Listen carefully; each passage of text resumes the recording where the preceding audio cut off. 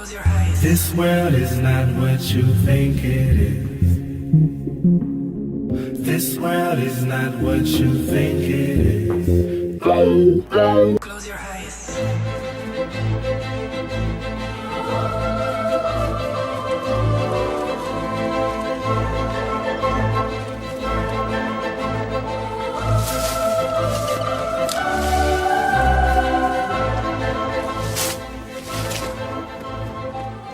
Wolves in sheep's clothing have pulled the wool over our eyes. For almost 500 years, the masses have been thoroughly deceived by a cosmic fairy tale of astronomical proportions. We have been taught a falsehood so gigantic and diabolical that it has blinded us from our own experience and common sense, from seeing the world and the universe as they truly are. Through pseudoscience, books and programs, mass media and public education, universities and government propaganda, the world has been systematically brainwashed. Well, I'm in agreement so far. Slowly indoctrinated over centuries into the unquestioning belief of the greatest lie of all time. A multi-generational conspiracy has succeeded in the minds of the masses to pick up the fixed earth, shape it into a ball, spin it in circles, and throw it around the sun. The greatest cover-up of all time, NASA and Freemasonry's biggest secret, is that we are living on a plane, not a planet. That Earth is the flat, stationary center of the universe. All right, so Dave hosted a conspiracy investigation podcast broadcast from Stand Up New York Comedy Labs. In its third year, fans of the show urged him, I love this, urged him to investigate the flat earth theory. Initially skeptical and dismissive of the idea, Dave eventually agreed to look into it. As he attempted to debunk the theory, he found himself becoming convinced that flat earth represents the true nature of the world. Now he is devoted to raising awareness about flat earth, viewing it as the most important topic of our time, especially given the current political and social climate. So previously an atheist, Dave's discovery that the earth is flat, non-rotating, intelligently created plane with a firmament led him to become a firm believer in God. Hallelujah. So let's get into this talk. And he's also got this app that's playing behind him. So first, Dave, just give us a more in-depth background of who you are, where you came from, and let's start talking about the flat earth. Wow, that's I have so much I want to say. We only have 5 hours, so I'll try to condense it. No, I'm just kidding on that. There's an endless amount. You know, you said so many things. Like, this world is so interesting right now. It is so interesting. The word bored is gone. It's gone. It doesn't exist anymore, right? Because there's so much information. Short about me, I was born and raised in Connecticut. I'm still here in Connecticut. You know, I went to college and I went into corporate America, and I left corporate America, started my own company with a couple partners, and it was doing super well. It was doing amazing. Like, my father, if he was still alive, would be so proud of me. And I was doing the conspiracy podcast at the time. And the truth, you know, especially after the 2020 debacle, I just like, I have to do something more. And it wasn't jiving well with my business. So I walked away from my own business, right? My father would have killed me if he was alive. Okay. I'm a grown man, but I'm afraid my father would kill me because I walked away from everything I worked my entire life for to spread this message. How can this message be the most important message ever? Right? With all the stuff going on with, you know, child trafficking and the COVIDs and everything. How can this be? This is the foundation of the lies, right? Why do they hide? And I'm going to show you how they hide it from you. So if you ever look for it, you're going to just find nonsense that's going to make you laugh at it and make you think I'm an idiot without ever listening to me. But you have to listen and look before you make up your mind. But the thing is, they've brainwashed everybody to laugh at flat earth and refuse to look at it. Hats off to the controllers. They did an amazing job programming people so much, you know, to where they wouldn't look at it. Dave, can I tell you that when I was about 9 years old, I told my mom I knew there were controllers and controlled. and that I was on the wrong side. So, Yeah. I mean, it was my intuition that there were controllers out there. It's interesting you said that. So go Yeah, ahead. Sorry to interrupt. yeah, no problem. It's so they're, you know, I'm gonna kind of go backwards here, because for those of you that are listening right now that think flat Earth is stupid, hang in there. Just, and raise your hand and please ask your hardest questions, because I have answers for all of them. I had all those questions too. I knew so much that the Earth was a globe that I didn't even have to look at it. That was in my head. There's no reason. Boats over the horizon, time zones, sunsets, daylight, everything proves, the stars moving, everything doesn't prove the globe when you actually understand what you're seeing. And I could show you today. But the end is, why do they hide flat Earth?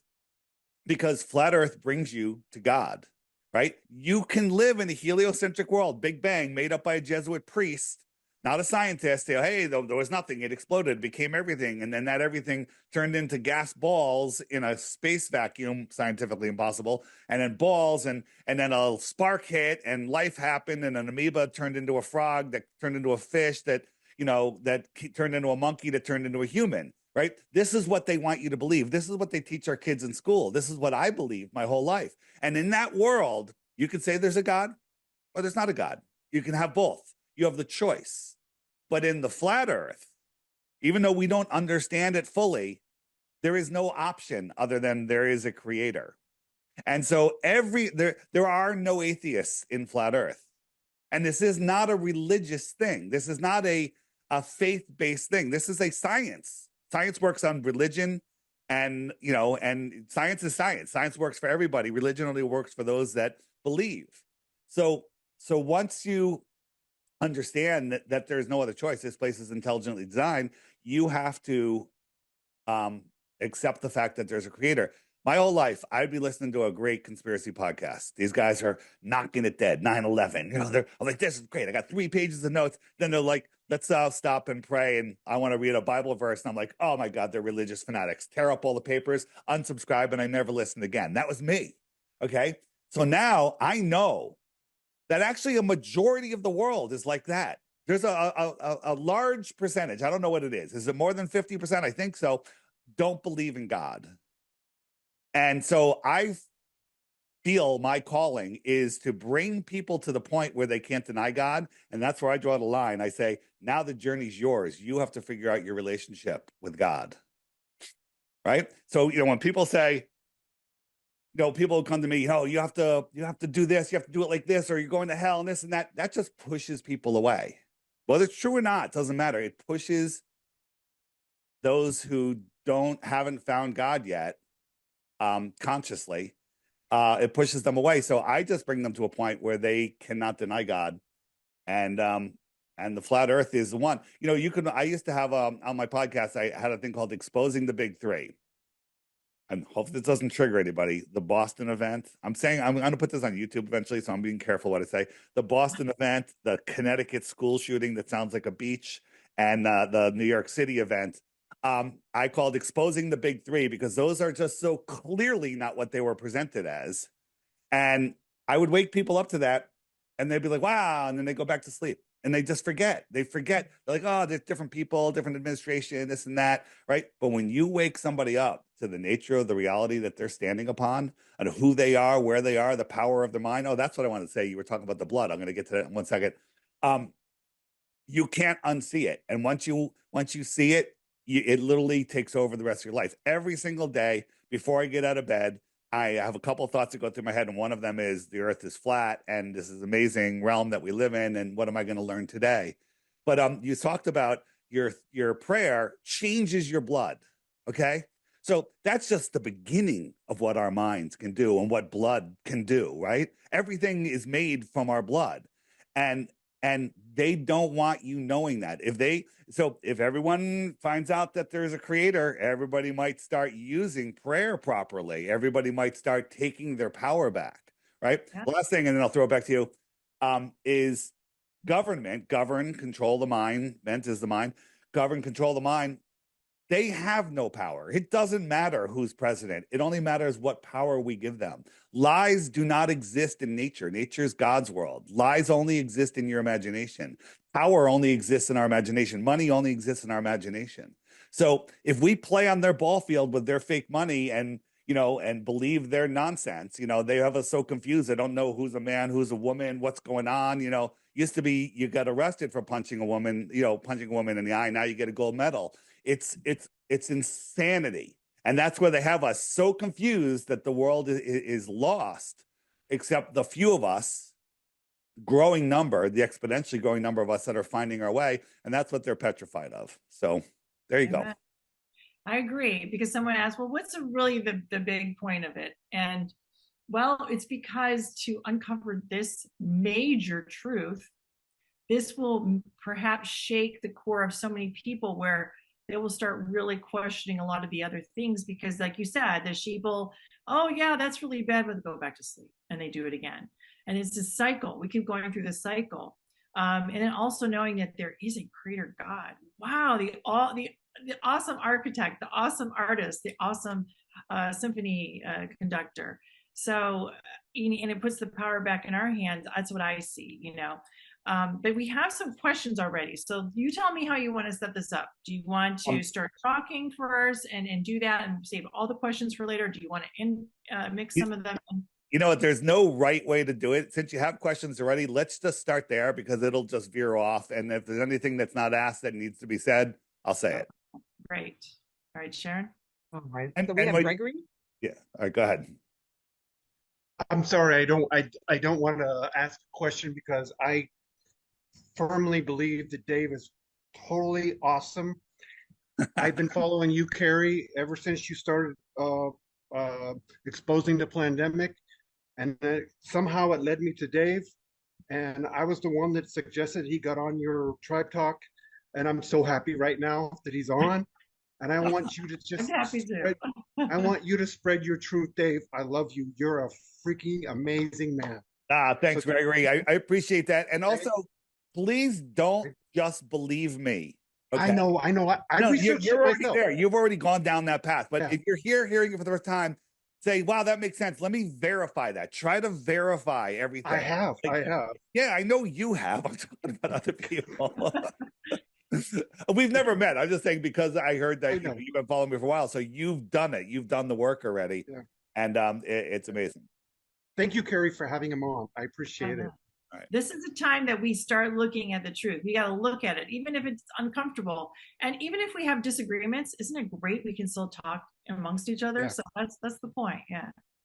So Isaac, come on, Isaac. Hey, what's up, brothers and sisters?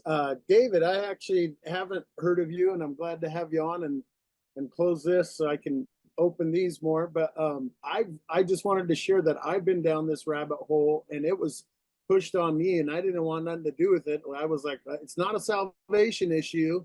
I couldn't care if it's a cube, right? But then I got hit with some biblical knowledge from a amazing man of God, and it's so fascinating, and it couldn't be further from the truth about how we're lied to about everything else. And we're not 660 million miles, 666 away from everything. We are the center of the universe, and God is not that far away. So it actually made a huge impact on me. And I just wanted to share that piece with y'all. But I want to close my mouth and listen. Yeah, if you look at the heliocentric model, that's the globe model. A lot of people don't even realize that everything is 6666. Take a screenshot of this, save this. It's the Earth is traveling at 66.6 thousand miles an hour. What's that? Screen on. I'm gonna have Sharon put the whole screen on so we can see exactly what you're saying a little more clearly. It's we go around the sun at 66,600 miles an hour. The Earth's orbit, the speed of sound is 666 knots. The gravity is 666 newtons. I mean, it's like, how many times do they have to do it? And this isn't even all of them. The list goes on and on and on and on. So it's just a little crazy. I did not know this, Dave. This is very interesting. Yeah. Wow. It's worse. It's worse than that. The National Aeronautics and Space Administration is 666 if you add up all the letters. What else we have? This is just 6 times 6 times 600 is the circumference of the Earth. 0.666 miles per mile is the curvature. That's the 66.6 miles per hour around the sun. 6 times 6 times 60 is the diameter of the moon. I mean, how many times do they have to stick in our face? Right? And then I don't know. Listen, I'm not political, but this is Baphomet and this is Space Force. Flip it upside down. That is too much of a coincidence for me, even to the little star. Okay. What's going on with that? And then all of the people that go into, that are on the International Space Station, which is a whole nother thing, they're all Freemasons. And this is what this is. Let me see what this is. This is these guys do a flip, I think, at some point. And there's it's 666 and watt that the letters equal 6. I mean, it's always 666 with these guys. It's always 666. So, does that prove the Earth is flat? No. Right? The sigil of Satan is what they show us with the eclipse, which is a whole bunch of nonsense. The International Space Station is it's a sigil of Satan. It's pretty close. Is that just a coincidence? Maybe.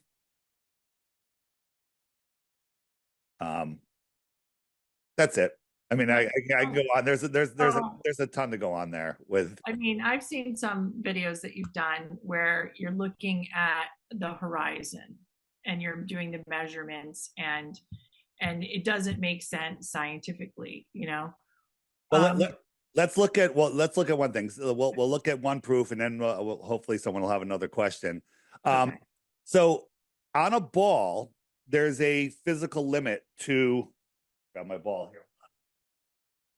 So here's the ball, and you can't see my mouth because it's behind the curvature. If you zoomed in, you still couldn't see it because there's a physical curvature, right? So something's behind the curve. There's a physical curvature on a ball, right? So there's spherical geometry that will tell you how far you should be able to see. So they tell us our ball is 24,901 miles around. I almost had a brain meltdown there for a second.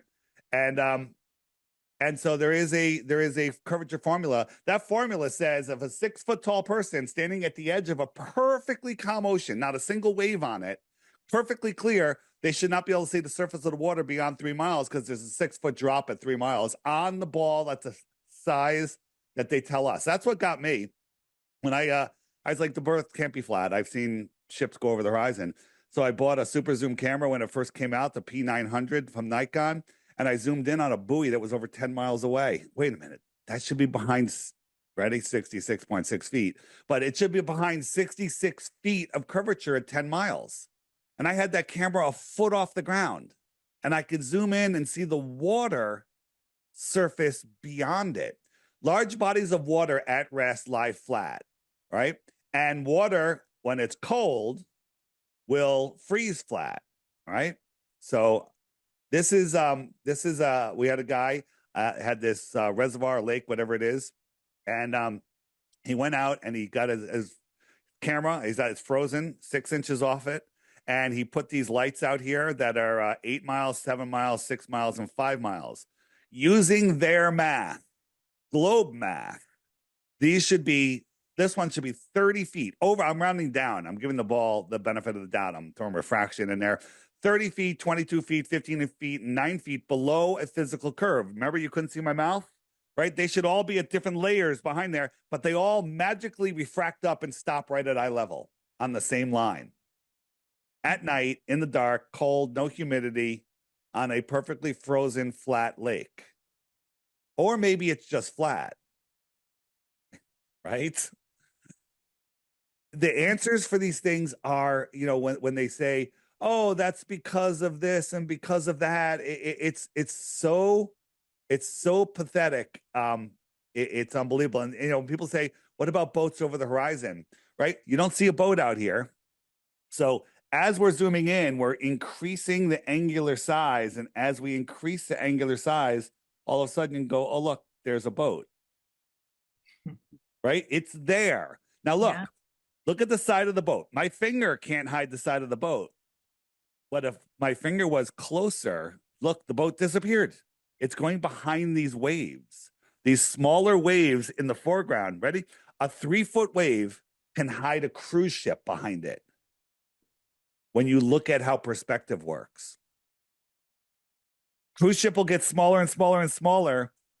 There's a point where things just don't go any farther into your depth of field.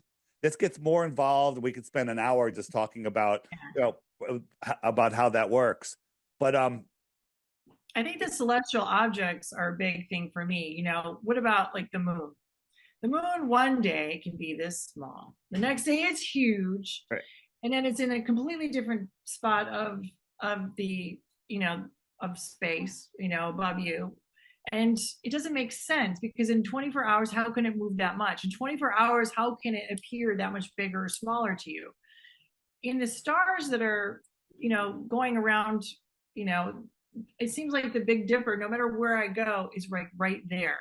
It doesn't matter if I'm in the UK. If it doesn't matter where I am on the globe, it's still in the same position. It doesn't make sense to me.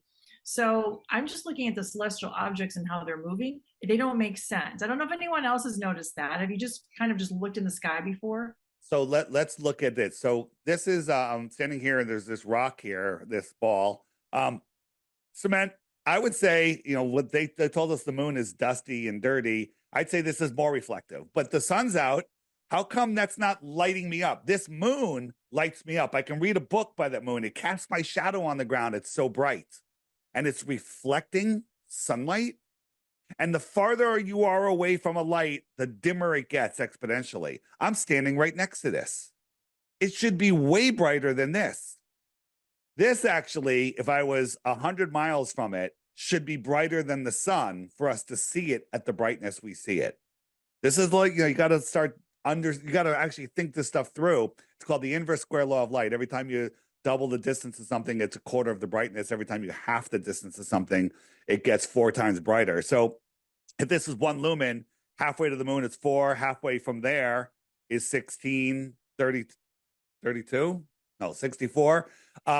Right? And it goes, and by the time you're 100 miles from the moon, it should be brighter than the sun. Magnitude's brighter, but I'm just going to say brighter than the sun because you can't fathom what brighter than the sun is.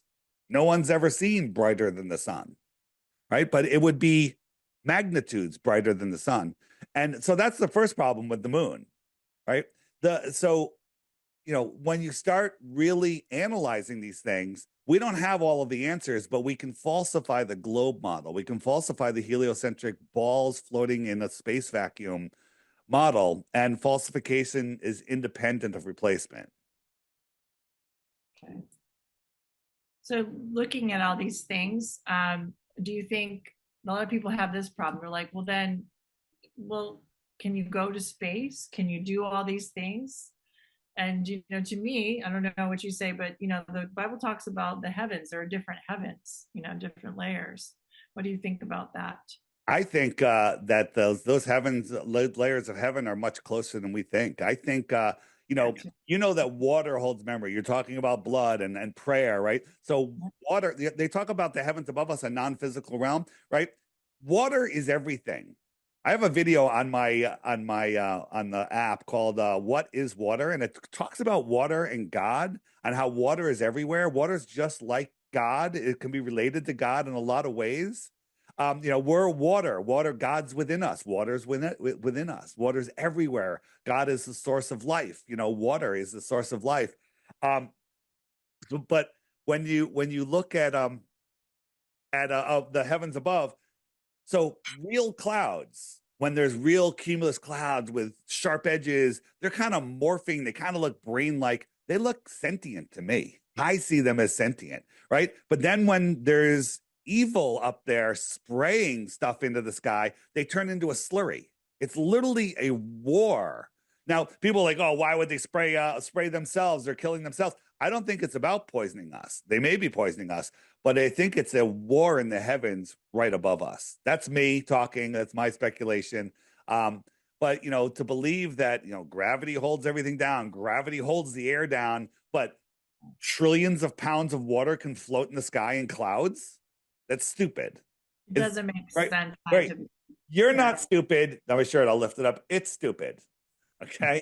You're not stupid. It's stupid.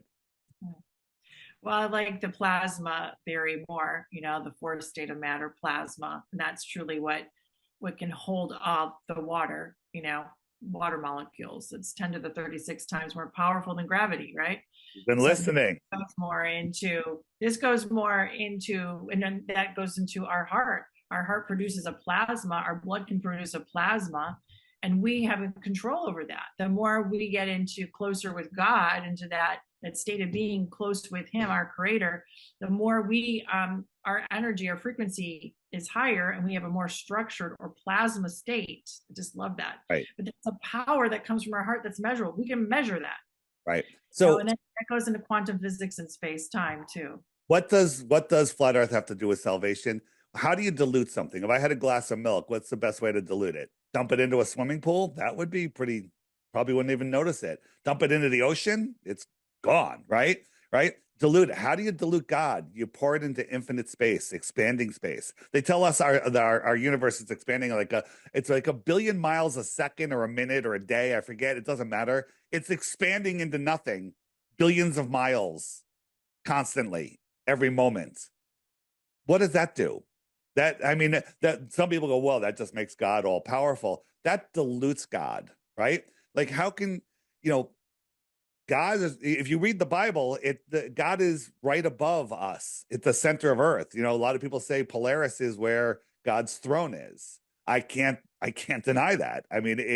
There's a lot of evidence up there. But can we go to space, right? So this is on the International Space Station, right? Why, if you catch them faking it once, watch right under his arm here. Look, green screen. There's a green screen right there. My gosh, they can't even do that right. And here's the thing. I go back and forth. Are they that stupid, or is it revelation of the method? Now watch this guy. His hand's still there. Okay. So these are just green screen failures. Now they'll go, well, no, that's just cosmic rays. This is a submarine. This is space. It's got a tortilla. Literally is going to separate them from that. Where's the cover? Where's the hatch separating them, keeping the air in the space station, right?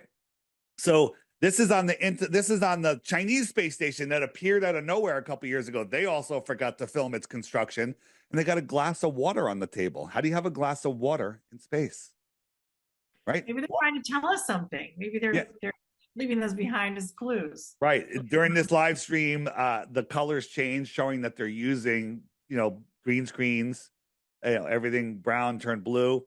And then this one, it's a little hard to see. His head goes out of reach. Look, it went outside of the green screen. Half his head disappeared, right? Because they're on. This is all done in a studio, and they've even made mistakes where they're like, oh, we're here outside of Maine or wherever, right now, and it's like, wait, what? And then also, I call this lady Medusa. Would they allow anyone with long hair on the space station? Look at military pilots. They're all tightly shaved heads and stuff, right? But on a space station where everything floats around, they're up here, with long hair, doing these things. Now they always like playing with water, but look, the water goes through the paddle because it's called augmented reality. They're playing with nothing. They're just doing that. So you catch them doing it once, they're finished. But we caught them hundreds and hundreds. This is just a small collection. So, what do they do up there? NASA gets $80 million a day. 1 month's budget could solve the homeless problem in this country. $80 million a day. What would $80 million do for your city? For your, if you have a homeless problem, right? And then this guy, they're always playing with wires. Oh, look, it's floaty, right? It goes right through his hand. It goes right through his wrist. Watch near his watch. The whole wire goes right through his hand. Watch, it'll go right through his wrist because it's not real.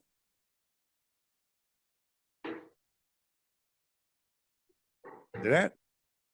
So, can we go to space? The answer is, what is space? I don't believe that we can get through the firmament that's above us. I had a whistleblower from NASA talking to me, and he was saying that at about 72,000 feet, it turns into plasma, and then it becomes liquid, and then it becomes solid. And even though they have the ability to go up there and explore, they're forbidden. This guy sticks his microphone right into his neck. The microphone is inside of his neck during this live broadcast. I do believe we have portals, though. Portals? Yeah, what do you think about that? Going to different realms. Like in our space, we can fit lots of different realms, right? Depending on the frequency, right? Well, so in the heliocentric world, to believe in aliens, you have to believe in folding space and portals and all sorts of stuff to go these distances. They tell us that our closest star is 4.5 light years away, which is about 25 trillion miles, right? 25 trillion miles. Okay, well, that doesn't sound that bad. We're 75 trillion in debt. That's only a third of that in numbers, right? But Carrie, you've listened to some of my stuff. Do you know how long 1 trillion seconds is? How long it is? How long? If you can guess how long 1 trillion seconds is, I will give you and your audience 1 Bitcoin to splurge on a big party. Okay, you have to guess it within 1 day. Put it in the chat real fast. No help. You have to guess it within 1 day. 5 seconds. 4, 3. Come on. What? 10 meters. I don't know. I don't know. What? How long is 1 trillion seconds in time? Is it a year? Is it 100 years? What is it? You're Googling. People are Googling. Everybody, like it's going to be The Price is Right. Show me. It's how many years? 31,000 years. Okay, well, I was way off. Okay, so just to show you how big that number is, if we're traveling a mile per second for 31,000 years, we've only gone 1 trillion miles. We got to do that 24 more times to get to the closest star. When we get there, we find out there's no life there. We got to go to the next star, which is multitudes farther. Okay. That's ridiculous. So you have to fold space to get there. You have to, maybe Elon will lend me a rocket. It goes 100,000 miles an hour. It'll only take us 28,000 years to get there now. The light is very malleable, so the speed of light, we can alter that quite a bit. Or if you want to believe in extra planets, maybe it's as simple as this. We live here in the center, right? This is our world right here, right? South America, right? And out here is extra territory, extra terra, more land, extra territory. Extraterrestrial means of the earth. So out here is more land, right? That's just a few thousand miles away. So beyond the ice wall. Beyond what we call Antarctica. Antarctica is the highest land on Earth, more than double the height of anything else. Listen, we don't have to speculate what's beyond Antarctica to prove the Earth is flat. But I love talking about, there's all sorts of books, there's all sorts of stuff. There's even some biblical stuff that talks about more land. But some people say, well, no, the God says there's a dome and the sun is within the dome. We can talk about that all day. I'm okay with that. But I think that there's more land. I think that the other planets are the pieces of the plane, if you will. And if we lived here, like let's say the world was like this now, again, you don't have to believe in any of this. We live here in the center. This is our pond, right? There's other ponds here, right? Interesting. And those are just tens of thousands of miles away. I'll tell you something about my friend, married a guy who worked in Antarctica for 5 years. Yeah. He's fire rescue. Lots and lots of fires happen there. A lot of dangerous fires, by the way. And they had to do rescues on people, humans. They said that a lot of times they had to be very careful, even if they were extremely hurt, how fast they brought them up from down in Antarctica, because they had to act like they had the bends. They could get the bends just like they were on the water. They weren't in the water, but yet they acted like it. So they had to bring up quite slowly. I mean, think about that, right? That's quite interesting. So what is below? there, that they would have to bring them up so slowly, like they were down into the ocean, but yet they weren't in the water. Isn't that interesting? That is very interesting. I have never heard that. I'd like to learn more about that. But Yeah. there's all sorts of evidence that Antarctica is not a continent at the bottom of a ball, and it is something it's something else. Let me run through this. Take about 2 minutes. Here's a ship tracking site. You can see all the cargo ships, cruise ships of the world, and click on them. It gives you all the information. But we saw a ship out here, 730 miles inside the shoreline of Antarctica. How did it get there? 1.9 miles above sea level. How did it get there? We saw another one, which was 905 miles in. That's over 2 miles above sea level. How did it get there?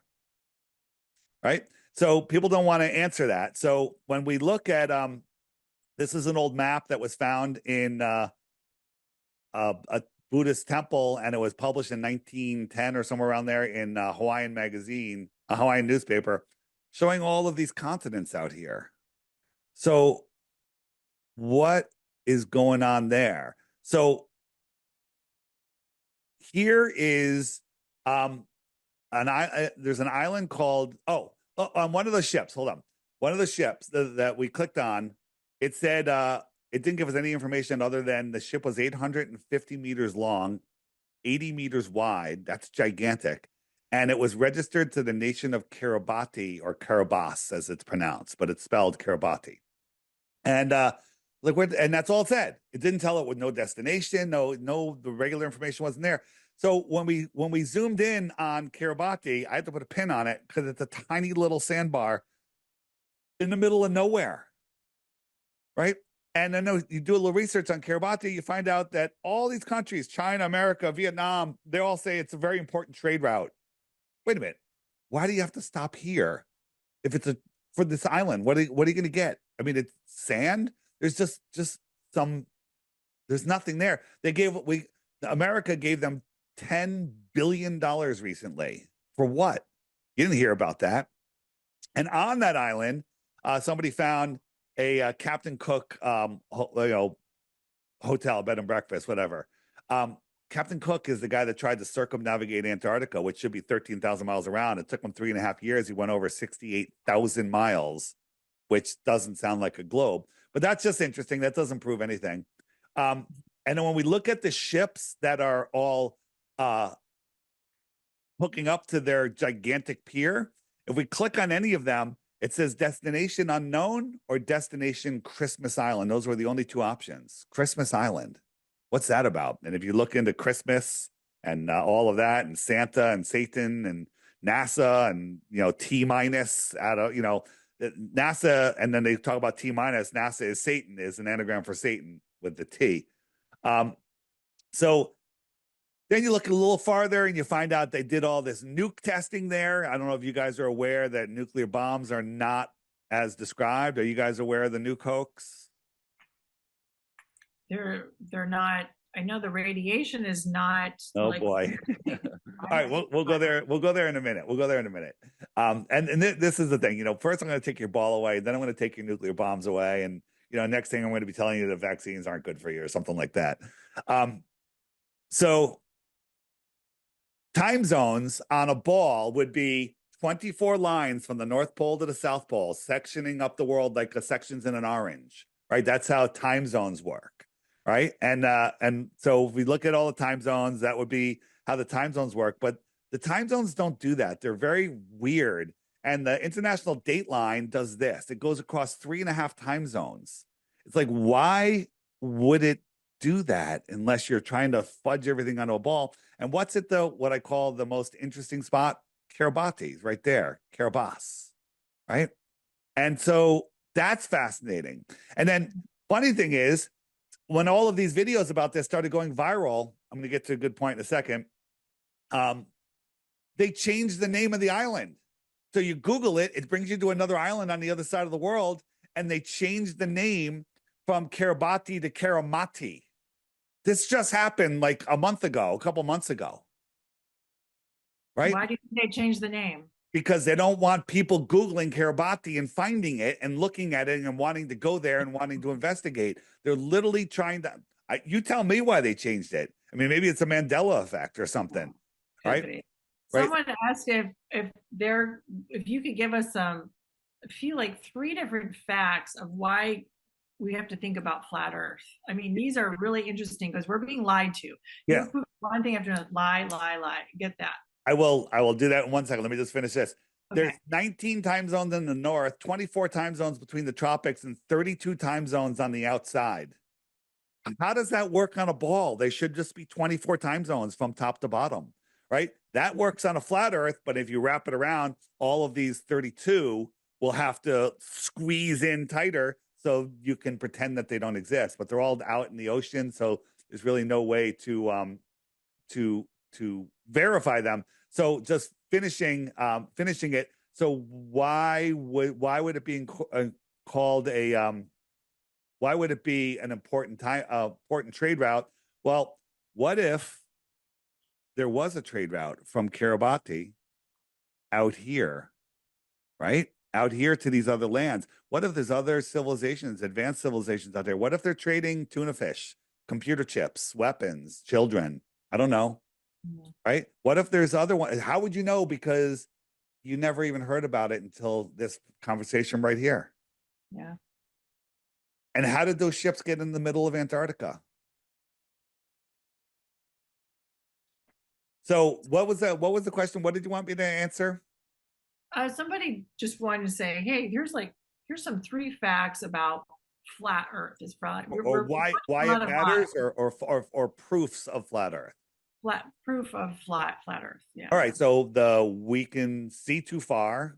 That's a good one. I showed you there is no curvature. And when I started seeing things farther, I said, well, maybe the curvature formula is wrong, and found out it's not. It actually benefits the globe. And I was like, well, maybe the Earth is just bigger. And then we have observations that'll show that the Earth has to be over 1,000 times bigger. If the Earth is 1,000 times bigger, maybe there's 7,000 or 8,000 continents, and not just 7 or 8, however you count. Okay, so that's a problem. That's a problem right there.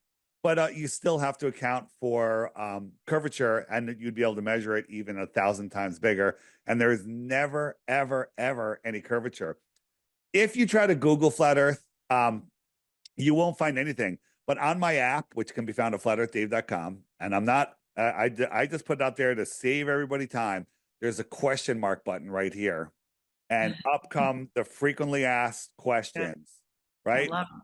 Where does the sun go? Why the lie? Those right there are worth the app itself. They're amazing. Also on the app, if you hit there's a button that looks like a spider web right here below the images button. And there's all sorts of resources here, but this is my favorite right here. Full-length videos, flat Earth movies. Awesome work. Whether you believe it or not. And then here's the challenge. I have every day on the app, there's a new featured video right here. All right. I say watch that every day for 2 weeks. At the end of that 2 weeks, if you can come up with 1 globe proof after checking the FAQ page, you win 3 Bitcoins. Or you can just go to the challenge. Yeah. Or you can just go to that movies list and watch the first 3 or any 3, and then send me your globe proof. But I have to forewarn you. Love that. You will become a flat earther if you take either one of those challenges. What do you think about Admiral Byrd, Project High Jump? I love bringing that up just because what it does is it stimulates people to think a little differently. Like, oh, I thought there's nothing down there. I thought there was no one else down there, or nothing else out down there. So I like to bring up that point. Was it right after World War II? Yeah. Yeah, Admiral Byrd did Project High Jump, right? And the reason it's high jump is because the average height of Antarctica is that much higher than all of the other continents. Okay, so it is large bodies of water at rest need containment. Water needs containment. Antarctica is just the shoreline. It's not a wall like the Game of Thrones. Okay, it's a shoreline that's really high. It contains our world. How thick is it? You want to call it a wall. If it was 10 feet thick, you could call it a wall. If it was a mile thick, you could call it a really thick wall. if it's 1,000 miles thick, I don't know. Is that still a wall, or is that a continent, or is that just land? Right. So that's Project High Jump, and it wasn't a small thing. He had a whole fleet of planes and ships and stuff, and there's reports of them crashing into something in midair. And in the 1959 Encyclopedia Americana, it says under Antarctica, it says that 85 degrees south, the dome is 13,000 feet high. What's that about? Why are they talking about the dome being 13,000 feet high?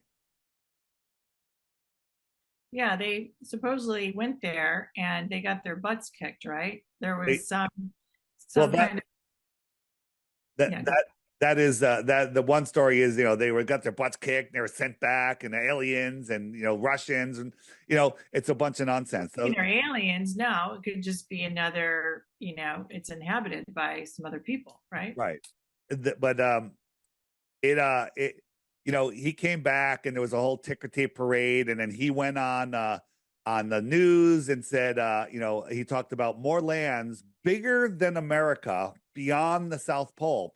Well, coming from where they came from, beyond the South Pole would be in between Australia and Africa, right? Don't you think they would notice land bigger than the United States?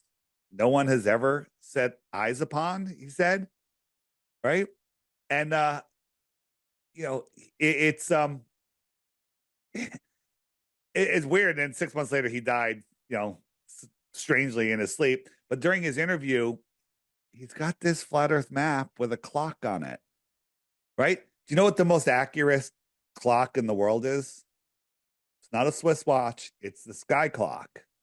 The sky clock is more accurate than any watch because all watches go by time, which is the sky clock. The sky clock defines the atomic clocks, the one in Denver and the one in the UK. Yeah, but how do they measure time? They're measuring time based on the movement of the sky. The sky tells us what a day is. The sky tells us what time it is. I don't think that's what they're doing, but time is very malleable. I mean, that's very provable. The way how fast you go, gravity, a person can affect time. A person with their electromagnetic frequency can affect time. So time is dependent on many different factors, and water itself will slow down time, all kinds of things. And we found out that the speed of light actually can fluctuate itself. Oh, so 100%. When we get into quantum physics, it's a whole new world. Right. I think that you can't really say this is not true because you have to understand how many dimensions are we talking about going into the quantum field. But I think the main point of this, I want people to understand, is we've been lied to, you guys. Right. Everything. Right. Everything. Let's another one that comes up is satellites. People love talking about, well, what about satellites, right? So satellites are not what we think they are. Okay, they're not. On a heliocentric model.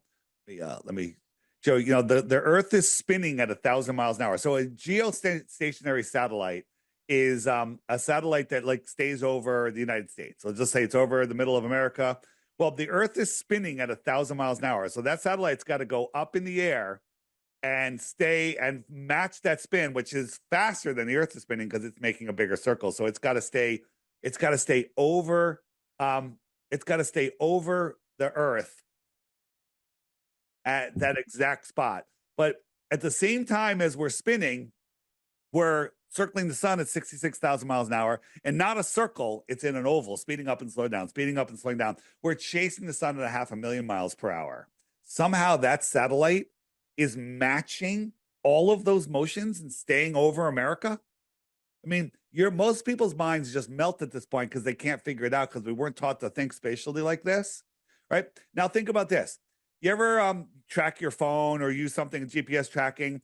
It'll tell you if the phone's at your next door neighbor's house, it's in your car, it's in your house. It's pretty darn accurate, okay? You have to believe that there's 3 or more satellites that are communicating with that phone, and they can tell the difference between 10 feet, right? And it's measuring the speed of light. It's measuring nanoseconds, it's measuring the tiny differences in seconds. Think about this. It still works perfectly accurately when there's a storm going on, when there's clouds, when there's fog, when it's cold, when it's hot. So how that provenly changes the speed that those signals can get there. When the reality is your GPS is just done by towers that are not moving on the ground, triangulating your position, and they always work in the same position all the time. This is ridiculous. Excuse me. Dave, we got Pamela is wanting to ask a question. Do you mind if she chimes in here? I love questions. Okay. Pamela.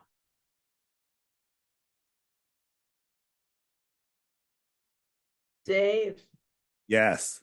I don't know whether to love you or hate you. I'm I sure get you've that a heard lot. that. I get that a lot. I get that a lot. I'm sure you've heard that. Yeah. Well, I mean, it's obvious that we've been lied to about everything. I mean, my philosophy is the more I learn, the more I realize how little I know. And it's just another layer of an onion Yeah. peeled. But one of my questions is, shouldn't all pilots know the Earth is flat? Yes and no, because they're just, Longitude, latitude, what? I have a handful of pilots, American Airlines, excuse me, Qantas Airlines, Delta, all of these guys, they all know the Earth is flat. All the Qantas pilots know because they're the ones that have to do these southern routes, which make no sense on a globe. And but you don't need to know the Earth is flat. Although in your manuals, it says treat the Earth as a non-rotating level plane, a non-moving, non-rotating level plane. That's how they treat it for all purposes. To be a pilot, you have to be able to take off and fly. He also told me he's a veteran, a pilot. He's been doing it for, I don't know, 20, 30 years. And he said when he first started, you had to know how to rebuild that plane in order to fly it. You want to fly the 737, you have to know how to build it inside and out. Now they don't teach the pilots anything. The pilot will ask in flight school, how does that work? And they go, you don't need to know. You don't need to know. Right. And so they're just a bunch of bus drivers up there. The plane flies itself. AI tells them, you ever leave your gate half hour late? Sure. But you always get there on time because they know how to get you, put you in different wind currents. They know how to keep the system working, excuse me. So there's tons of pilots that know and some that don't know, but on the app right here, just if you go to the FAQ page, there's are all pilots and scientists in on it right here. And there is over, there's tons and tons and tons of here, let me click that. So, oh yeah, I just put this video out just the other day. A pilot, he got schooled, but there is tons of videos, and all of these are being hidden from you. But this one right here, 3 hours. We got 28 pilots, commercial pilots, telling their testimony about how the Earth is level and stationary. Years ago, we had a KLM pilot on our show Globebusters, who totally just laid it out as like unbelievable, amazing. And next day she was grounded. So again, Wow. if you want to, keep your career in something, you can't go against the mainstream. So there has to be something to it if they're getting they're penalizing and there's repercussions for talking about this, right? Yeah, more. It's absolutely amazing. Let me show you. This is another proof that I love, if I can find it. Okay. Yeah, and so while you're doing that, I mean, so if you're up, let's just say, before they get really high, 10,000 feet, I mean, how expansive is the view? I mean, if you have a view of many, many, many miles and it's flat, it's flat. Yes? Yeah, they don't do they They're not measuring. We just on the ground, we can see farther than we can see. I live on Long Island Sound. It's 5.5, 6, 7 miles across, depending on where I look. I can see the beach. I should not be able to see the beach. When I'm sitting, I should not be able to see it. I can see it. I can zoom in with my P1000 camera. I can see people sitting on the beach. I can see the water lapping on the shore, right? That's impossible on a globe. It's impossible. I can look from here to New York City. I'm right down Long Island Sound, and 25 miles away, I can see underneath the Whitestone Bridge. I should not be able to see the top of the stanchions that hold the bridge up. That should all be behind the curve. I can see underneath it. Some days, I can't see the deck of the bridge. Some days, I can't see the bridge at all. That doesn't mean that the earth is flexing. It just means the visibility is different, right? Yeah, and I have questions about the equator. And, just like from Pennsylvania to Florida, which isn't that far miles wise, there's a dramatic difference. Obviously, I assume it has to do with the equator, but it's not that much of a distance, so that it's the sun is so much more, the sun's so much more intense in Florida than it is in Pennsylvania. Let me answer that. That's a seasons question. That's one of my favorite topics. But if we're on a spinning globe, this is how planes would have to fly if they're flying north-south. Okay. So here it's just pirouetting. Here it's moving 1,000 miles an hour sideways. And then it has to slow down and speed up and slow down and speed up, right? This is a physical impossibility to do this. And here is how you would feel if you're on an airplane on a ball. You're at the top and you're flying over the curve. And these stars in the distance would rise up, because if I'm looking forward, I see stars in front of the airplane. But as I fly over the earth, those stars are going to end up being above me because I'm diving over the earth, right? That's what you should see if the earth was a globe.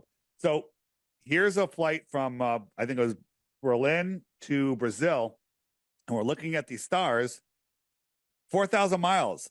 This star should be above them when they get to Brazil, because the plane's going like this. This is what Google Earth says you should see. Look, the stars are rising up because the plane is just riding over, and their view of the stars is going up, right? So Google Earth, which added curvature in 2001, I think, it used to be flat, disagrees with observable reality. Observable reality shows us they're not precessing. These stars are just staying. They're just rotating a little bit because they're rotating, but they're not going down as the plane dives down. They're not going up. It should appear to go up. Oh. Make sense? I've got another question from Pete. Pete, can you come on? Hey, Pete, we're listening. Yes. I'm here. Sorry, I had to unmute. No worries. So yeah, I agree with a lot of the proofs about the flat Earth. It raises some questions, and there's one observation I'd like to point out too, is that I noticed that every space launch, when you follow the trajectory of the spaceship, they always at the very end, they always go off at an angle and start to flatten out instead of going straight up into space forever. I always found that kind of strange. So, but my question is, it's really like if you accept the flat Earth, then there's some things that are unexplained. Like, what really is a satellite then? They're launching a whole bunch of these things up into the upper atmosphere, if you want to just say that. But what are they? How do they stay up there? Do you have any answers to that? I do. I have great answers. You got to. I'm getting an echo. But as I'm muted. You guys hear that? There, that's better. I'm good. So satellites. All right. So I want to come back to seasons though, because of the question from a moment ago. But let's go back to satellites for a minute, because that's another great one. Here's the thing. Elon Musk putting up Starlink. Have anyone seen Starlink? They cruise through the sky. They're amazing. And it works. You can get Starlink service. You can get Wi-Fi on your boat in the middle of the ocean. All right. So there is something to do that. Right. So I'm trying to just pull this up. Is this satellites? Well, first here's NASA launching a satellite off the space shuttle. So let's just first, if satellites were real, why would we catch them faking this? Watch this. You're going to see the wire. Ready? And there it is. See the wire? Did you see it? I saw that. Yeah. Yeah. There's a wire. Okay, but forget that. Forget the fact that they're faking it. So how does the satellite low work? orbit space? You believe in low orbit space, right? I believe in up to 72 miles. That's it. There's nothing that goes higher. Exactly. Yeah. So satellites are on balloons. They're called satelloons, and NASA controls 99% of the helium in the world, and they have tens of thousands of these things floating in the sky at all times. Now, I don't believe that these satellites are doing all the things that we think that they're doing. Most of this stuff is ground-based, right? But they're claiming it's satellites. And every time a satellite crashes on Earth, it has a balloon attached to it. So it's not a theory. These things. In the Dominican, they had crews collecting the satellites. They did testing, and it was always balloons. Yeah, there's always balloons. And I don't know where else. But. They know how there we go. They know how to move these things around, because did you know that every day worldwide, twice a day in almost 1,000 locations, like 960 locations, they launch a weather balloon at the exact same moment, twice a day, every day. 1,000 of them twice a day, everywhere. And all of that information is fed back into a supercomputer, and they can map out these winds up there, these wind currents, and they can make these satellites go up and down into whatever wind current they want and keep them geostationary. They can keep them wherever they want. They can move them wherever they want. And these things are out there all the time. But let's talk about, I want to go back to Starlink, because that's the one that they're really getting everybody with.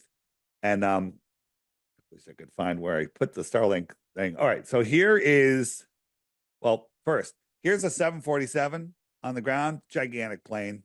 Here it is up top, really difficult to see. And a Starlink satellite is way, way, way smaller than the engine on an airplane. Okay? Mm-hmm. So here's my Starlink one. Give me 1 second. Oh, here we go. So if you've ever seen Starlink, this is what it looks like. I was out on a boat one evening. It's early evening. I'm like, whoa, there it is. And then if you listen, if you're quiet, you'll hear a jet fighter in front of them and a jet fighter behind them. To me, I think these things are very low. And I think that whatever it is, they want to make sure some guy in a Cessna doesn't go, oh, what the heck is that? Let me go over there. And they're literally guarding whatever it is. But forget all that. If this is, they say Starlink is like the size of, they said it's the size of a human. They will never show us. Let's say it's the size of a friggin' car, okay? The size of a station wagon, right? It's smaller than that. How could you see it at the distance? Here is a 747, and there's a 747 flying, and it's 7 miles high, right? Starlink, you can probably fit a dozen of them inside of the engine, right? There's a guy standing right here. That's how big the 747 is. You can't even see him, right? Right? So at 7 miles high, you can't see the engine. But these Starlink satellites are 340 miles high, and you think you can see them with your naked eye, even if they were lit up like a Christmas tree? Whatever those things are, they're really low, and they're here to fool us. But how does it work? How does it work? This is how it works, right? So you know how cell towers work. Whoops, that's not what I wanted. You know how cell towers work, right? Here we go. Where is it? And somebody asked about the emergency landings, which is a really good point Yeah. about how they have to reroute these flight patterns. That was a pretty impressive fact to me because what are they hiding? I mean, it doesn't make any sense when they have to make emergency landings, how they're rerouting everything. It's actually a good one for people, I think, Right. to look up on your site. Right. I'll get there in a second. I just want to show you. I wish I my Starlink explanation. Give me 1 second. Satellites. Okay. Is this it?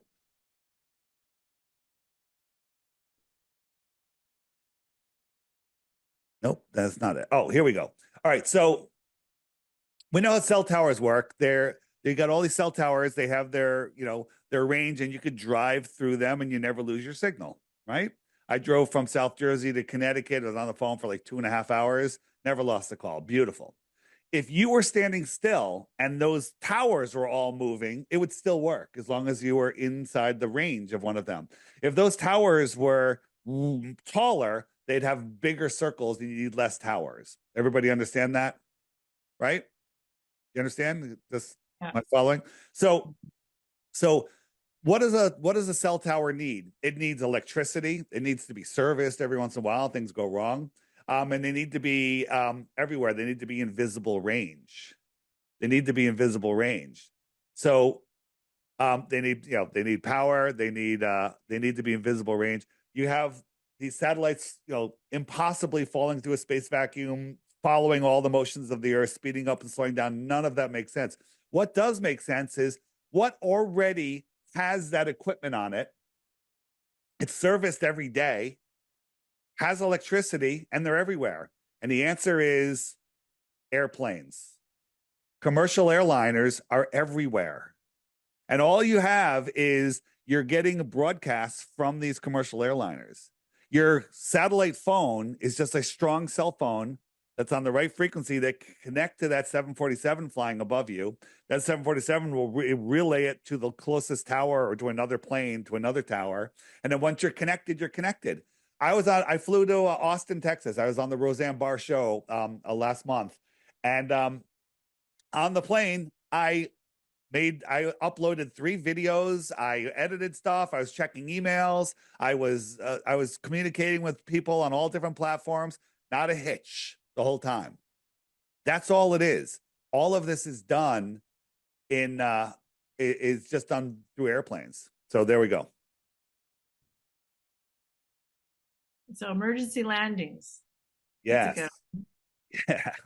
I'll just do it here on the plane on the app. If I just type in emergency. Oops. So here's one. So this is a flight from Hong Kong. Oops, I'm showing you. Sorry about that. I have to go here. Sorry about that. So here's a flight from Hong Kong. It was going all the way over to the UK. 12-hour flight. 4 hours into the flight, a mother died suddenly. Weird, right? And she's with her small kids, her husband. She's dead in her seat. They got to land, right? Normally, if someone's having an issue, they land. Dead. They flew for 8 more hours before they landed. Why didn't they land? They ended up landing in Germany. And I'm like, that's 8 hours. The kids are permanently damaged anyway. You might as well just got them home. Flew another hour. But they didn't land there because on a flat Earth, Hong Kong to London is over Russia. So 4 hours in, they're over Russia. If they landed, 2 things would have happened. Russia would have been very helpful, and that could spark world peace. And if they landed there, people like me and other flat earthers could go, you landed in Russia because the earth is flat, and it would have woken up everybody, but they couldn't have that proof. So they literally flew for 8 more hours with that poor mother on there. Here's one from New York to Hawaii. And right about here, there was an emergency. They flew 1,000 miles out of the way to Seattle. Why? Why didn't they land in California or wherever, right? And the answer is because if you look at it on a flat Earth map, New York, Seattle's right on there, Hawaii. This happens again and again and again. Here's one, Dallas to Beijing, right? And it's went all the way to Calgary. Emergency happened right here. And they just land over here in California. They went all the way up there, but if you look at it on a flat Earth map, amazing. Calgary's right on that line. It's really weird that every time they do this, they always land where that works on a flat Earth map. They had from Doha to Chicago, they went all the way up to Moscow. But if you look at it on a flat Earth, Moscow's right on that straight line, right? And it's not just emergency landings; it's all southern flights, right? On southern flights, it's absolutely unbelievable, ridiculous. The Globers will make excuses saying, "Oh, they go out of the way because they have a hub there. They got to change pilots. People stopping." The World Cup happened in Doha. Buenos Aires team won. They had their own plane. No one else is on the plane. They want to get home. They went to Rome to get fuel. Wrong direction. And then they went to Buenos Aires. Look at it on a flat Earth map. Doha, Rome, Buenos Aires. Yeah. The flight patterns are, when you go from over and over and over again, you're like, this makes no sense whatsoever. You think about this. Northern hemisphere is on the top. Equator's in the middle. Southern hemisphere is on the bottom. You have thousands and thousands and thousands of airports that are all in the north. You can take any two airports, anyone. You can spend weeks and weeks and weeks, select any two airports, look at the flight path. None of them ever cross the equator. Doesn't make sense. Why would it? Why would you ever have to go below the equator to get back above the equator? You would just go to the location. And guess what? None of them ever do. And it makes perfect sense. In the South, the same thing should be true. From any southern airport to any other southern airport, it should never cross the equator, but they almost all do. They almost all do. Right? Can Judy ask a question here? Yeah, absolutely. Judy. Can you hear me? Yes, Yep. I can. Hi, Judy. Hey, how are you? Good, good. This is very interesting. Where were you when I was in school? Where was I when I was in school? Well, I just want to say I'm a retired flight attendant. I have been in 3 emergency landings, and the first one was we were going to Dulles, and we had a Ford cargo fire, and we had to divert to Richmond, Virginia, because of the runways and because they didn't want anyone in Dulles or Reagan because they're highly protected. The second one, we were going to Chicago, and we did the Midway Airport, and it's a shorter runway, so they diverted us to Dallas-Fort Worth. And then the third one was to Atlanta on the same flight. And one day I did 2 emergency landings. Wow. Landing. That's the one, Carrie, that messed up my eardrum. Oh, yeah. No. Yes. We were down on the ground within about 10 minutes at 32,000 feet because the fire was so bad underneath the plane. And, but then coming back home, that airplane we had an emergency landing, but we did land in Atlanta for that one. But I was just wondering if that goes to what you're saying, because they saved the run, which I understand that Midway is a short runway. Right. Well, in the north, and especially just flying in the United States, there's not a big difference between a flat Earth map and a globe map. It's only when you go from continent to continent and southern continent to other southern continents, because you got to remember, they wrap the Earth. They take the flat Earth and they literally wrap it around a sphere. Where did my wrap go? I had it. Everything's changing on me. That's all right. They take the Earth and they wrap it so the southern continents all get kind of squished together. And in reality, they're farther apart. They're farther apart. And here's the thing: a lot of people say, well, on a flat Earth map, going from Santiago to Australia is too far. It would take too long, right? Because a flight from the U.S. to Beijing or whatever, it takes the same amount of time. Well, the answer is planes go at different speeds at different altitudes. There's 350-mile-an-hour jet streams up high that that they know are up there, and they'll put planes in them. Here's an azimuthal equidistant wind map. Let me just change it to a high altitude, and you'll see out here these winds are going like 300, 300 miles an hour, right? And there's counter rotating winds, so they can put you in any of these things and get you to your destination when they need. These planes are these planes go at different speeds. People just like, how can that be if these two flights take the same time? This is all planned. Guess who's in charge of all international flight routes? NASA. The deceivers at NASA, not a space agency. National Aquatic Swim Association.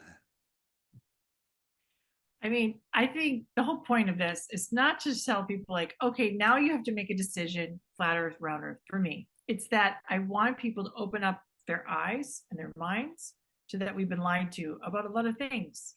Right. And to start questioning everything, use your own, deductive reasoning, critical thinking skills, and don't belittle someone because they think something different than you. Just say, hey, let's go look at the evidence, go look at these things, let's investigate together. Isn't that a great idea? The people that fight against flat earth the most don't even know their own model. It's amazing. It's truly amazing. They're like, oh, how do you explain the moon phases on the flat on the earth, on the flat earth? Because they think the moon phases are caused by the globe earth. That's not even their model, right? They don't even know their own model. Right. I mean, me, I have a really weird view. I think it's a donut shape. I think we have a toroidal field. We do. We're in a toroidal field. You're absolutely right. You're absolutely right. I kind of like what Vegas was trying to show people out there. It's a sphere on the outside, but it's really kind of an energy sphere, like a hologram. Door. It's going like this. Inside, really, it's flat. That we're living on. Yes, like that. Exactly. That's exactly how I see it in my mind's eye. That's what we live. That's what we live. It's called the domain block wall. We live on this toroidal field. We're electrical beings inside of this electrical system. Plasma. Yeah, it's all amazing that way. So this is why I believe in, we can go through, you can call them wormholes, portals, whatever, because we're going through a plasma field. It's bendable, foldable, shapeable, time space is moldable, quantum physics, because this is totally different than what we were taught in school, of course. But I want people not to just be so angry with each other and say, you're flat earth.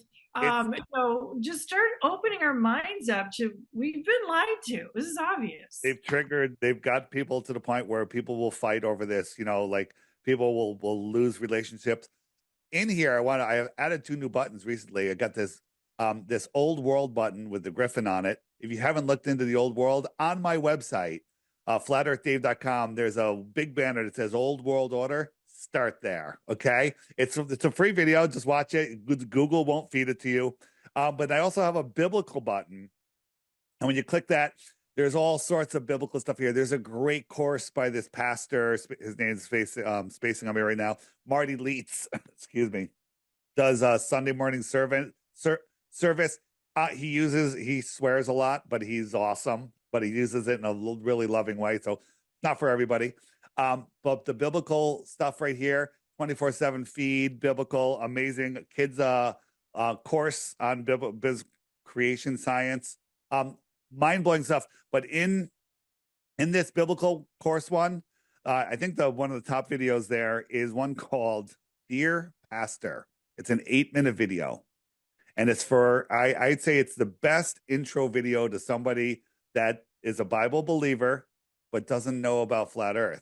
It literally will open your mind and just show you all of these verses and stuff. And then in here, there's also 200 biblical verses, a video called 200 Bible verses. And it's mind-blowing. There's nothing in the Bible that talks about planets. It talks about the earth is stationary. It's like a seal pressed into clay. There's a firmament. God separated the waters from the waters. There's waters above us, waters below us, primary water. Have you seen through the telescope, really good telescope? I had one before. The planets, Venus, etc., they look like plasma balls. They're moving. It's not a solid mass when you're looking and when you actually go and you're able to focus in on it. It's like an energy wave almost. It's crazy. Right. I was shocked. I'm like, wait a minute, this When we is not at all what I but- thought it was before. right, when we look at stars, this is Yeah. what stars are. Okay. What are these? Here's my thing. We're corkscrewing through space, moving 4 different directions at once, traveling billions of miles every year. Stars always look like that, exactly what you're showing me. This Never exactly to what return happened. to where we were before, but never once have 2 stars changed position due to parallax. When things move that are closer, farther, stars are hundreds of trillions of miles away, trillions of miles away. They're all over the place. They say that 80% of the stars in our galaxy are binary, which means they're going around each other while they're going around, while the galaxy's spinning. But never once in history have 2 stars changed position. Never once have they crossed each other. That would be impossible. That would happen every single day, right? Over time, none of the stars ever moved. To me, I think stars are angelic. They might be angels, and they're perfect, and they don't need to move because they're perfect. I think we're using the wrong science model to try to explain these things, and that's our problem. And that's why we keep arguing with one another. If we go more into the quantum physics and understanding that, it explains the Bible so much better. It opens up the world to the supernatural and how things can happen. Translocation, bilocation, translation, all these amazing things, transfiguration. I mean, you can't perfectly explain it, but it totally opens up the idea. And then realms, right? How more than one kind of place can exist in the same time space. I mean, this is the problem, is we were not taught the proper science purposely. And so here we are, we're arguing because we're going in an antiquated system. And this is my idea. But my hope and pray, and I want to share this everywhere. And I don't care what people call me, who cares, right?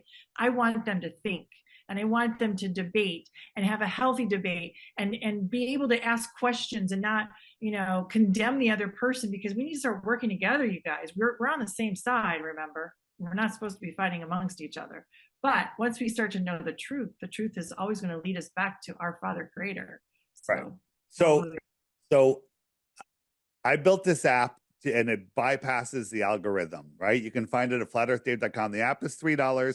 There is a subscription for some higher functions, which you don't need right away. It's $11 a year. You can also get it for free if you just refer the app to a few people. There's a ton of stuff on here. There's also a matchmaker on here, where you can find other like-minded people.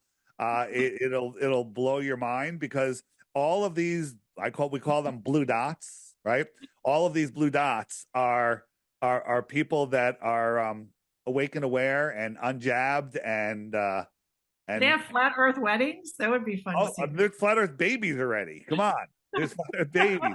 So this is just here in the United States. I mean, the UK, it's doing it's amazing. And this just represents a small portion of the amount of flat earthers that there are in the world. Australia, Sydney, right? There's flat earthers everywhere. And it's if the earth was a globe, there would be no flat earthers, because there would be a proof, but there are no proofs of the globe. Someone asked, what are the blue dots? Somebody said no. So the blue dots are these are all people. The ones that have a person in them means they have a profile, and you can go like, here's my profile. Oops, let me go over here. Oh, you're available? I'm not available. I'm not available, but it's kind of like a Facebook wall, and you can do all sorts of stuff on here. And you can meet people, and you can message people. There's like like-minded people, and you can have group calls, you can have video calls. So in the matchmaker, you can say, all right, I'm looking for a male or a female between this age group, within X, with whatever radius you select. You say 100 miles or 1,000 miles, however far you're willing to look, and then you start chatting with them, and it's amazing. And there's the meetup maker, where you set up a meetup and you tell, it notifies everybody within your radius. that you're having a meetup, and then people show up. Oh, good. It's truly it's an amazing app. And if I you're love this talk, Dave. So thank you. Yeah. I'm going to have one more question if you don't mind. And yeah, then no problem, no problem. FlatEarthDave.com is where everything is. Follow my YouTube channel. So I do a lot of interviews. I've done over 1,300 interviews since 2021, and you know, I was just on Roseanne Barr. That's a really good one. I was just on. It just came out today. Actually, is today? Yeah, Luke Story. Do you know Luke Story? He's it's a very big podcast. It's awesome. It was in studio in Austin when I was there, and it just came out today. It's like I think it's 3.5 hours. It's really a good one. But all of my stuff can be found on my website. There's a big banner that says latest interviews. Also on the app, latest interviews, and you can find all my interviews there. right. So good. Sorry. Gregory, you have a question. Hi, Carrie. Hi. It's really interesting. My wife and I enjoy it. And she's been trying to educate me on a lot of this stuff for some time. And you're putting a lot of the pieces together. I still have a ton of questions. But the main question I have regarding so much of this is why have they deceived us for so long? I mean, back to Magellan and back to the first people. Yep. Was it the Pope and the Catholic Church? What was the motivation? And Yep. it had to be money and power, in my opinion. But what's the motivation to spend billions of dollars a day on NASA when it'd be so much cheaper and more reasonable just to tell everybody the truth? Yeah, because if they tell people the truth, then people unplug from their fear matrix and they realize that, hey, you know, they have us believing we live on a ball, which is limited. We're running out of oil. We're overpopulated. An asteroid's going to hit us. Nuclear bomb's going to blow us up. Well, I'm going to touch on that before we're done. And that keeps you living in fear, and that keeps you following the government, the mind control. You know, if you unplug and realize that you are in God's world, the natural world, it's a whole different existence. You take away their power. You know, you're born, you know, in a hospital. They quickly inject you so you don't get hepatitis or, you know, whatever. You know, they vaccinate you. They give you a birth certificate. They trade you on the stock market, and they tell you live on a ball. That's the first thing you learn in school. You live on a ball, and all space movies and everything, because then you are limited, right? It stops you from thinking outside of the box. It stops you from understanding the true power that we have. So, you know, NASA was created right after they discovered the dome in Antarctica, I think, and we were told that, you know, you mentioned Magellan and all this stuff. These are stories. I don't think most of these people actually existed. I think they're just stories from our past that they made up, because I think that back a couple hundred years max, and there was a whole nother civilization here before us, and there's actual proof of that. Old World Order on my website. Please watch that movie. Watch that movie. Watch it tonight. You'll love it. It'll blow your mind. And then follow the money, right? Because that's what Wayne brought up. The money goes elsewhere. It's not just the money, because, you know, they don't need money. The people that run this world, they just type numbers into a computer and they can have whatever they want. They're the ones that control money. If you play on their ball field, you have to play by their rules. And if you play by their rules and you're using their fiat currency, then you're totally controlled, right? So we need to survive in their system. So we have to have like one foot in the matrix and one foot out. And that's actually a really good place to be, because you can take advantage of this place. I mean, this place is amazing. It's absolutely amazing, right? If any of you, by the way, are looking for, you know, tired of donating a large portion of your earnings to terrorism, I'm having a Zoom call tomorrow on Thursday night, 8 p.m. Eastern, to teach you how not. It's very easy to teach you how not to do that. It's not the whole sovereign citizen thing. This is literally the easiest, simple, lawful way never to pay another dollar in federal taxes. Thank you. So, there you go. So I love this talk. I think it's fascinating. And I'm not that I have a complete understanding of exactly how we're living, but I do gravitate towards the quantum physics model, the toroidal model. and that we can't explain it by the science that they told us with Newton and the gravity. No, that doesn't work. So, but I like to keep an open mind and know that I think there's other things out there. I think there's stuff under the ground. I think Antarctica's got a lot of stuff in there too. I think there's under the water, many leagues under the sea, right? There's I all think sorts of stuff, right? satellite, there's low orbit, but there's also the firmament, and then there are the heavens. That's my belief. Now, am I completely right?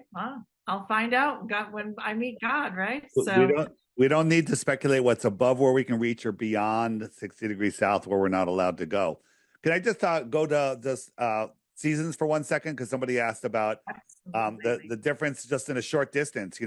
Florida, not that far from Connecticut, it's freezing here. Lakes freeze, but they're sunbathing in Florida at the same time. So it's bizarre. So this person has the sun, right? I'm holding a heat lamp right over this person, and they can point up and they say, "Oh, that's my sun. It's right there, and I'm warm." Right? This person's freezing their butt off because the sun is lower in the sky, right?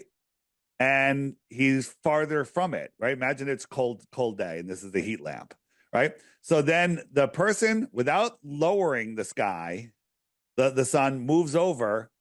It gets higher and higher and higher for this guy. It gets lower and lower and farther for this guy. It's cold over here. It's warm over here. That's how seasons work. Our sun is very small and local, right? It travels in between the tropics on our flat Earth. If we look right here, I'll just put it around. So the sun is going around.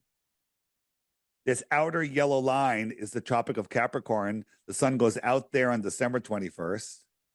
And it goes in here on June 21st. The sun laps the moon once every 28 days. You see the moon getting bigger and farther behind. But it's on its way out right now. It's actually, in September. Are we in September? No, it's not September. It'll be out at the equator September 21st, and then it'll make its way out here. And it gets colder in the inner north because the sun's getting farther away. When it's farther away, it's lower in the sky. That's why it's not as high in the summer. For us in the winter, I mean, right? In the heliocentric model in the north, the sun is 3.5 million miles closer to the earth. That's in the helio upside down stupid model, right? The sun's closer, it's warmer, period. And they say, well, it's because of the tilt of the earth. If that was the case in June at sunrise, it would be freezing because we're 3.5 million miles farther from the sun. And it's as low on the horizon as it possibly could be. But in June here in Connecticut, when I see the sun on the horizon, I can feel the heat. I can take off my shirt. I'm warm. But in December, at noon, when the sun is pretty high in the sky, highest it is for that day, and it's 3.5 million miles closer, which is what they say, I can't even feel the heat on my face. It's freezing. That destroys the season model, destroys it. But here's the problem. They didn't teach us how to think like that, and I've lost half the people listening. Maybe not you. Maybe all you guys, you're working with Carrie a lot. You guys are thinking, you're awake. But in school, you're not taught to think. You're taught to memorize and regurgitate. Not to question. Not to question. If you question, you're out. You go to the principal. You get pattern. They right. isolate. If you're a pattern recognition person, I'm a pattern recognition person. That's when you're like, oh, something does not, this pattern does not make sense. That's all you have to do. Just observe, and start doing that. But they do target those people that have pattern recognition. They do know which one of us do that. Those are the deviants, right? The ones that divert away from the masses. But that's a good thing, So always question, always do that. If someone doesn't want you to question, it's just crazy. But this is all I want to do. I just want people to open up your minds, and you're going to be surprised. And that little seed, maybe 5 years from now or 5 months from now, something else will make sense, and something else will, and something else will. It's not the end of the world. It's not the end of the flat world, Know what I find amazing is all of the leaders in the health freedom movement. And now you guys may not agree on everything, but you're all on the same team, getting away from being forcefully injected with a lethal injection, I assume, right? Right? We're all on the same page. You all know the earth is not a globe. All of you are flat earthers, every single one of you. I know all of you. I've talked to all of you. First time I'm talking to you, you all know it's not a globe. So there's something about, say it out loud. Everyone's afraid, you know? some are afraid, but a lot of them are coming out more and more. I mean, I spoke at Antarctica. Lots of health freedom people spoke there, and they're all flat earthers. Well, I can tell you, Catherine Austin Fitz is a fabulous one to follow because she goes through the financial aspect of it. She goes through the money. She's not a When flat she goes through earther. but no, she goes to the money, and she says the money's going either underneath the ground or in low orbit space, I should say. When she does the money trail, I'll say it will give you a question mark of where the heck is the money going. So that's another good person to go into. But I think we can still do some kind of a space travel. It just may not be the way that is traditionally taught. This is what I'm going to throw out there. I say realm the outer space. The outer space. That's the space beyond Antarctica. Oh yeah, of course. The space beyond Antarctica. So if I point this way, and I tell you that's south, what direction is that way? It's supposed to be north. You say that's south? No. It's south. What direction is that way?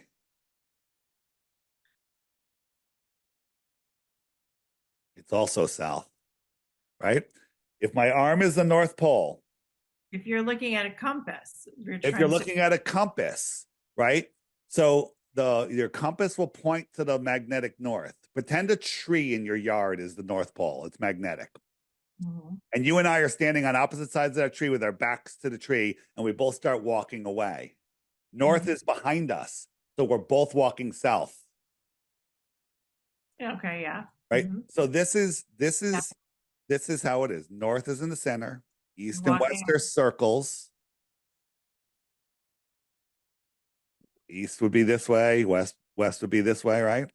So, and south is every direction away from north. This is the shoreline of Antarctica, right? So people don't realize that's kind of the same on a globe, right? If you're at the North Pole, any direction you walk would be south, right? But here's the thing. Circumnavigation, which didn't come up today, billions and billions and billions of people have circumnavigated the earth east and west. 0 have done it south.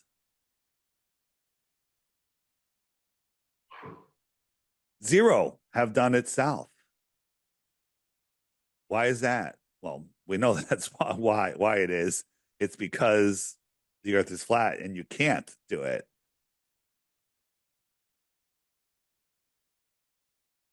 It's interesting, right? How come nobody's ever gone from Santiago to Australia? They don't. They go all the way up and around the other way. Look at it on a flat earth map. This is, to me, this is when I really start paying attention to the flight patterns like that. Yeah. It's with one after another. I'm like, I don't understand it. I just don't understand it. Right. They're going intercontinental. It's something to look at. Yeah. Right. It's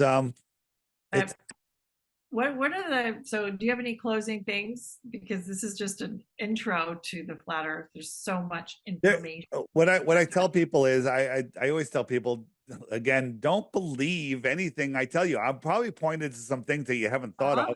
Now your mind is spinning a little bit, right? Go look for information. You can find out, there's lots of free information on my site. If you're not into having an app on your phone. But honestly, when you discover the earth is not a ball, you want information every day. And sometimes, you're stuck in a line somewhere, stuck in traffic, whatever. It's all at the tips of your fingers with my app, or you can just go to my website and there's tons of stuff there. But the daily videos, the archive videos, so you can go back in time. That's a lifetime amount of information. All of the stuff, the biblical section, blow your mind. The old world section, blow your mind. Images, you can find anything you want and you can search it. And then also you can find friends and relationships, because you will lose some friends at first until they come around. But this group probably lost all your friends already. You probably lost everybody that's not going to be able to get it anyway, right? Yeah. No, Yeah. this is exciting. And to me, like I'm always being blown away, learning something new every day. But it's only been enlightening and it's only enhanced my life. Never taken away from it. Absolutely. People are, there's so many people that are just stuck, even truthers that are just listening to all these fear mongering channels that are kind of speaking some truth. But the thing is, just like you were talking about praying and your blood, if you focus on all of the stuff they want us to focus on, you're going to create it. It doesn't exist without us, right? It's like almost going into simulation theory. I don't like using that analogy though, because our thoughts create our reality. I mean, I created my reality is absolutely insane, and it's because I'm insane. I thought it into reality, and they don't want you to know that you have the ability to do that. They don't want you to know that you don't need to listen to them. Nobody, God, man, maybe we'll put government down there, but actually we should just abolish the government. Right? They want to get above God. They want to eliminate God. Look what they're doing at the friggin' Olympics. Come on. They want to ask a question. I want to ask this before we wrap up is how did this make you believe in God? Like what was it, that aha moment when you're just like there has to be God, not just that it's flat. Yeah. So when I realized not the shape doesn't matter, not the shape. It's intelligently designed. Yeah. It didn't come from just a random explosion of nothing that turned into everything. It's the dumbest story ever. All right. And then I realized, wow, there's a creator. And that was my aha moment. I was just like, wow. And then my relation, and listen, I couldn't have done what I've done without the creator guiding me, having my back. There's no chance I could have done this. There's no chance I could have created this app. None of it. Right? It's absolutely amazing. And I literally feel my mission, my calling, whether God called me or I just realized it or whatever, is to bring people to the point where they can't deny creation. And then I'm done with you. I got you. I'm done. I got you. The earth is flat. Like I take bookings all the time for shows. And one of the things that when people fill out my form, it says, you think the earth is a globe, flat, or something else? And at first it was everyone spinning globe, spinning globe, spinning globe. Those are the greatest interviews. Now it's like, oh, it's flat and stationary, flat and stationary, flat and stationary, or unsure. Unsure, you're already there. If you're unsure it's a globe, you're already there. You're just not ready to say it out loud yet. So it's getting harder and harder to find people that are really that uninformed because the information is out there now, right? Yeah. It's out there. Like, in 2014, 2015, you go, hey, have you ever heard of flat earth? They laugh at you. They point at you. They make fun of you. They yell at you. Okay. Now you go, hey, have you ever looked into flat earth? Like, yeah, matter of fact, I saw something. I've got a question. Right. And so now the veil is thinning. The apocalypse is here. The information is out. Yeah. And people are waking up. Big shows. I mean, I don't know if you're Roseanne Barr. I had a great interview with her. I've been on Chris Jericho. I've been on InfoWars just when I was in Austin. I was on, and whether you think of Alex Jones or not, doesn't matter. I mean, the guy's a nightmare, but I was on Alex Jones and it was his highest rated live viewing ever. Okay. Now I did have an awesome lead in. It was the day Trump got indicted. So I was literally the sitcom that came after the Super Bowl. But either way, that's that. I look at that as, hey, I got on InfoWars and God teed me up to have the biggest lead in audience in history. And the amount of people that have come over to Flat Earth from that show alone, God, give me 10 more Alex Joneses. Okay. I just want to mention that Joel on here said thank you because he discovered you 2 months ago and it took 10 to 20 hours of videos from your website and app to start deprogramming his brain, but it's time well spent. And he said he's enjoying enlightening new perspectives of the earth and how we perceive reality. Awesome. That we all have the same story. We all have the same story. We laughed at it. We refused to look at it. We made fun of people that did it. Then we're like, oh boy, right? And, some people come, like my co-host on the Flat Earth podcast is Matt Long.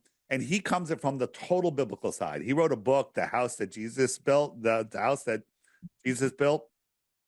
If you go to, I have a book section too, hit biblical, The House That Jesus Built, right there. Bam. Awesome short book, flat earth, God. You guys would all love this book. It's actually an amazing book. But he comes at it from the biblical side, but I realized I have to stay. I love proving it scientifically and go, oh yeah, and it's also in the Bible, because I remember who I was. If you came to me and said the Bible and show me 900 flat earth things in the Bible, I'd be like, yeah, it's the Bible though. You know, it's a fairy tale. That was me, right? So my job is to bring people to the point where they can't deny creation, and then the journey's theirs. I love it.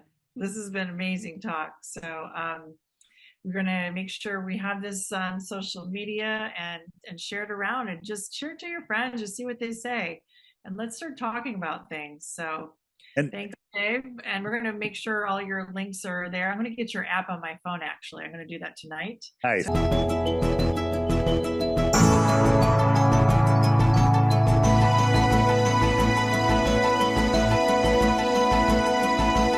I've been making my horizons broader, going on this adventure, searching for the reasons why. All I see is this flat water. With a telescope I can see farther, so curvature does not apply. Now that I'm awake and I can't turn back, I know space is fake and the earth is flat. Look inside your soul and you'll also know that it's not just me. There's a curve on the earth, and to me it's surprising. Now I know Earth is not a globe. NASA and other space agencies always lying, but after all, Earth is not a globe.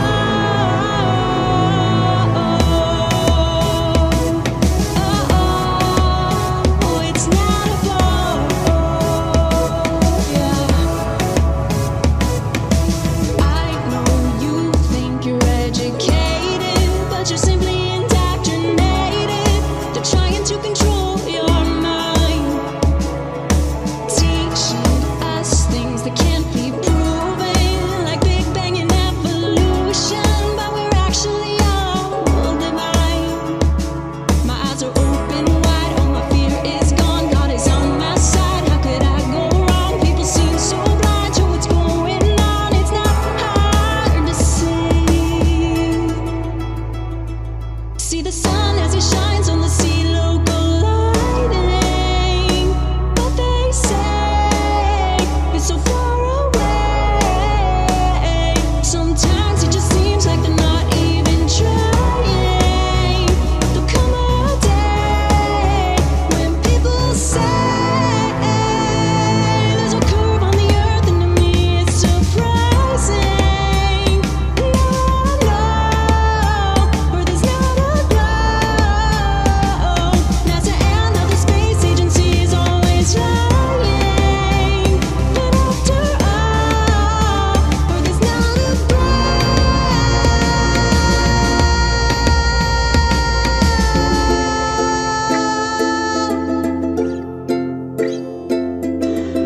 What if I should fall right through the center of the Earth? And come out the other side where people walk upside down? Oh, but that's silly.